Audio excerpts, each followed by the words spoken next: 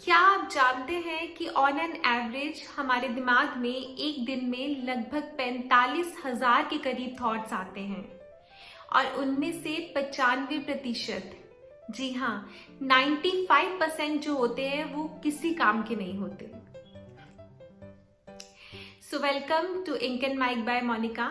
आज हम बात करने जा रहे हैं बहुत ही कॉमन प्रॉब्लम की, जिसे हम कहते हैं ओवर थिंकिंग, यानी कि अत्यधिक सोच। ओवर थिंकिंग एक ऐसी चीज है जो आज के दौर में, जब लोगों को बहुत टेंशन्स हैं, बहुत काम है, बहुत ही बढ़ती जा रही है और इससे निजात पाना हमारे लिए बहुत जरूरी है। जब हम किसी भी चीज या सिचुएशन के बारे में बहुत ज्यादा या बहुत लंबे समय तक सोचते हैं तो उसे हम ओवर थिंकिंग बोलते हैं। इससे बहुत तरह की प्रॉब्लम्स जुड़ी हैं, जैसे कि एंजाइटी, डिप्रेशन। तो ये सब जो है वो ओवर थिंकिंग से होता है।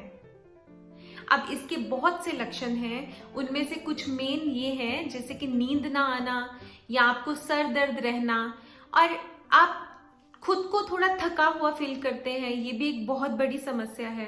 फिर उसके बाद आपको एंजाइटी रहती है, आप सोचते ज्यादा हैं और काम कम कर पाते हैं। तो ये सब प्रॉब्लम्स होती हैं जब आप अत्यधिक सोच के शिकार होते हैं। अब हमें ये समझना है कि हमें किस टाइप की ओवर थिंकिंग से बचना है।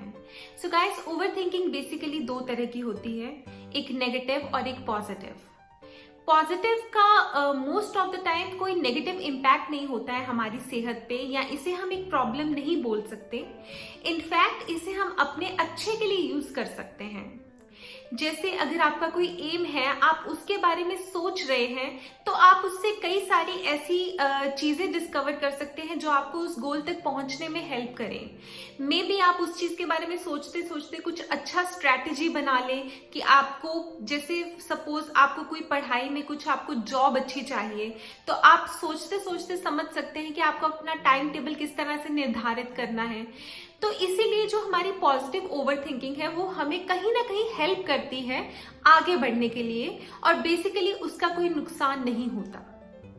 जिससे हमें खुद को बचाना है वो है negative thinking, negative over thinking.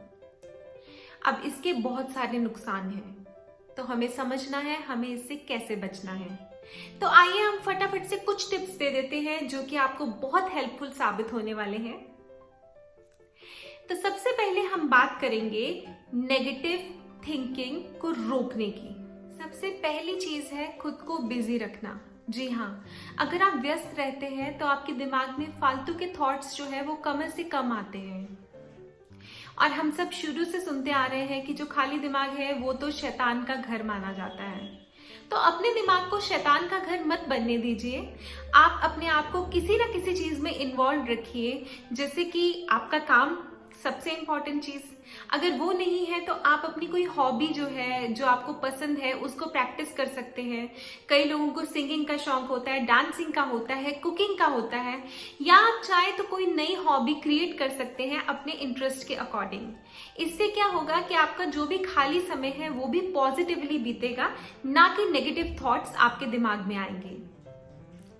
जो दूसरी चीज है वो भी इसी से जुड़ी हुई है, वो है अपनी जो दिनचर्या है, अपना जो टाइम टेबल है उसको सेट करना। ये यकीन मानिए बहुत फायदेमंद साबित होता है, क्योंकि इससे आपको सुबह से पता होता है उठते ही कि आपको किस समय क्या करना है। आप एडिक्वेट टाइम दे सकते हैं अपने खाने को, सोने को, एक्सरसाइज करने को और अपनी किसी भी तरह की हॉबी प्रैक्टिस करने को, वॉक करने को। इन सब चीजों से आपका जो टाइम है वो डिवाइड हो जाता है और आपके पास ऐसा टाइम नहीं बचता है जिसमें आपको बहुत बोरियत हो और आपके दिमाग में ऐसे नेगेटिव विचार आए। इसलिए ये बहुत जरूरी है कि आप अपना एक टाइम टेबल बना के रखें। इसके बाद जो बहुत अहम चीज है वो है अपने जो अनफिनिश्ड वर्क है, जो भी आपके अधूरे काम हैं उसे पूरा कीजिए। अब इसमें छोटी से छोटी चीज से लेकर बड़ी से बड़ी शामिल है। अगर कुछ ऐसा काम है जो आपको अंदर ही अंदर खाए जा रहा है, जिसे आप अधूरा छोड़ चुके हैं, उसको आप पूरा कर सकते हैं। हो सकता है कि आपको किसी वजह से अपनी एजुकेशन जो है वो बीच में छोड़नी पड़ी हो, तो आपको कहीं ना कहीं बैक ऑफ द माइंड वो चीज कहीं ना कहीं स्ट्राइक करती है, तो आप उसको कंटिन्यू कीजिए। जो भी चीज आपको डिस्टर्ब कर रही है, जो अनफिनिश्ड है, उसको फिनिश करके खत्म कीजिए।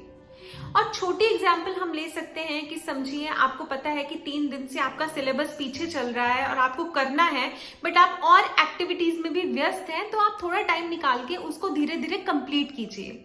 यकीन मानिए, जब चीजें हम फिनिश कर देते हैं, कंप्लीट कर लेते हैं, उससे हमें बहुत ही एक पॉजिटिव एनर्जी मिलती है और वो बहुत जरूरी होता है हमारे लिए। इसके बाद हम जो बात करने जा रहे हैं वो है चेंजेस को एक्सेप्ट करना। स्वीकृति हर चीज के लिए बहुत जरूरी है दोस्तों।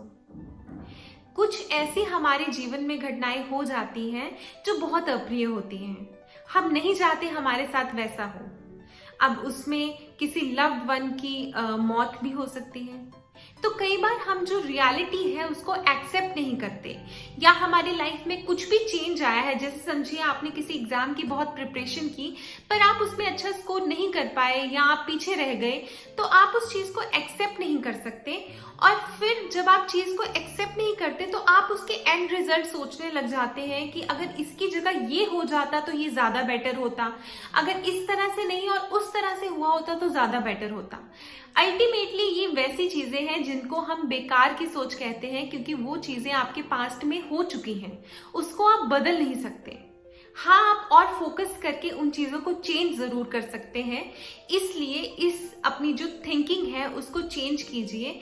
अपने जो चेंजेस हैं आपके आसपास हो रहे, उनको एक्सेप्ट करना सीखिए।